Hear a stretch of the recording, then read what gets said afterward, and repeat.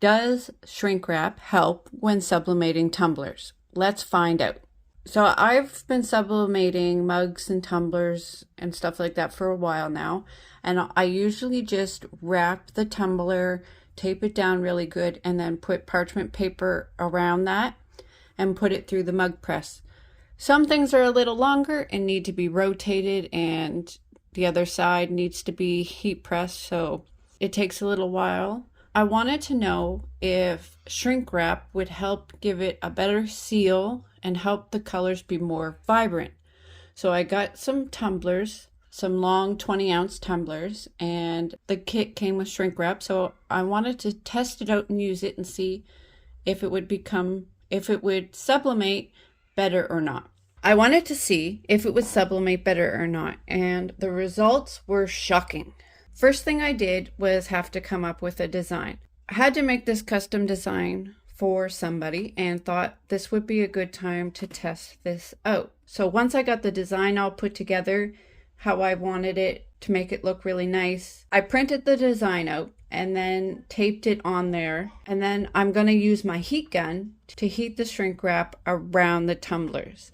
This took some time, making sure that there was no wrinkles in the shrink wrap, making sure it was all heated onto the tumbler properly. I don't know if there's different kinds of shrink wrap out there. Some are better quality and some are worse quality. This is the first time I used shrink wrap, and this is my experience. And I was very surprised by the results. So after I got the shrink wrap on the tumblers, I went over to my mug press. I'm using the mug press for this experiment to see if you're able to do this with the mug press or not. I do have a convection oven for sublimation. I will have to do another test to see if the results are better with the convection oven versus mug press. But this experiment is with a mug press. So after I got the shrink wrap on, I ran it through the mug press, made sure all of this tumbler got heated up properly. I followed the heat instruction for the tumblers. So we're going to go over and check out the results for the shrink wrap test. But to have a comparison, I need to do a couple of these tumblers without shrink wrap.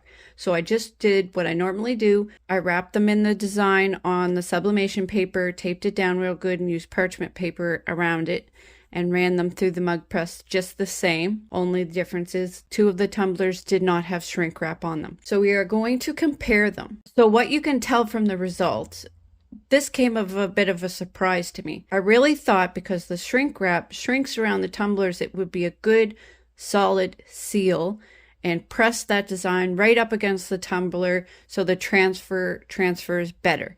But to my surprise, it was the tumblers without the shrink wrap that did better. With the shrink wrap, you can tell that above the words and below the words, it's a bit of a faded color. It's more like grayish brown.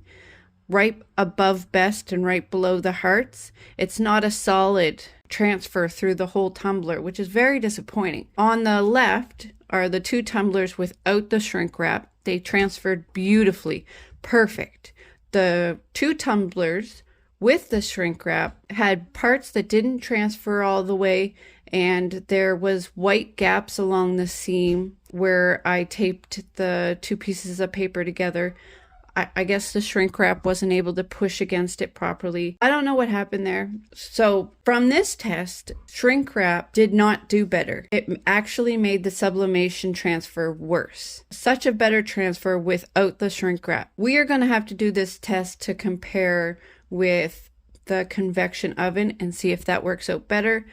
Let me know down in the comments what you guys thought of this experiment. If you've had better results with a mug press and shrink wrap. If you find it sublimates better, let me know down in the comments what your thoughts of this experiment was. If you want to see other projects I've done, click the playlist right here. I have a poll going on in my community page. I want to do up a collage.